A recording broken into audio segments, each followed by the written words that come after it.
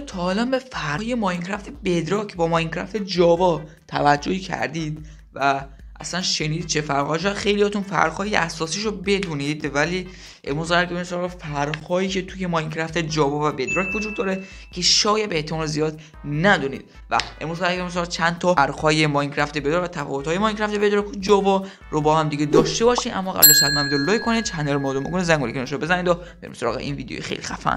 بچه‌ها توی ماینکرافت بدراک میشه با رنگ‌های مختلفی که از گلدهای مختلف به دست میاد، آبایی که توی سطوری هست بچه‌ها، اونا که مثلا ویچ و اینا مثلا توش معجونا میسازن، که توش آب بریزی و اون رنگا رو مثلا روش بزنی، اون آبا رنگی میشن. اما توی ماینکرافت جاوا این اتفاق اصلا نمیفته و اصلا رنگی نمیشه دیگه.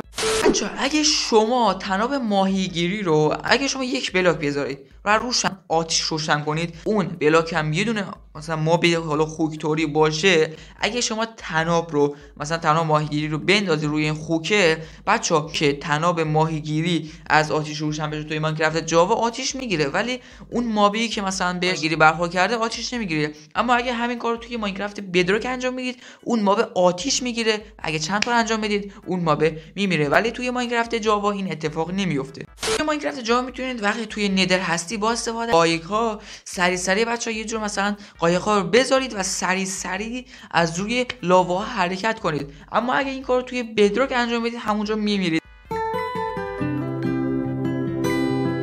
توی ماینکرافت جاوا شما میتونید با استفاده از قایق ماپ‌های مختلفی مثلا لاک پشت و نمیدونم گوسفند و اینا رو با استفاده از قایق رو که مثلا میرن توی قایق و خودکار میتونید جابجا کنید. اما توی ماینکرافت بدراک این امکان وجود نداره و شما اصلا نمیتونید این کارو انجام بدی که واقعا عجیبه دیگه.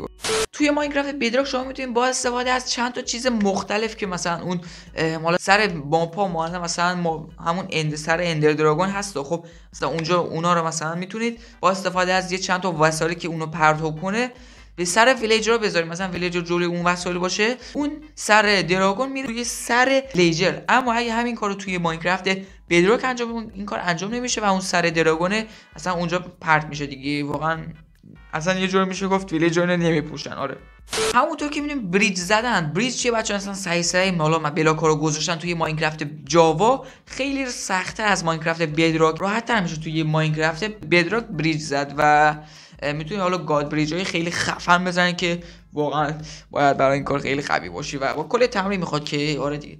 بچه‌ها اینم از چند تا تفاوت داخل ماینکرافت بدراک با ماینکرافت جاوا بود که اگه شما هم فرقای دیگه‌ای داخل ماینکرافت جاوا با بدراک میتونید حتما داخل کامنت واسه من بگید. و اینم از این ویدیو بود و اگه از این ویدیو خوشتون اومد ویدیو لایک کنید، چنل ما رو دنبال کنید، زنگوله کنارشو بزنید که هر ویدیو میذارم با خبر بشید و جوین شدن داخل چنل رو بیکام یادتون نره. و اینم از این ویدیو بود. تا دیگر بدرود.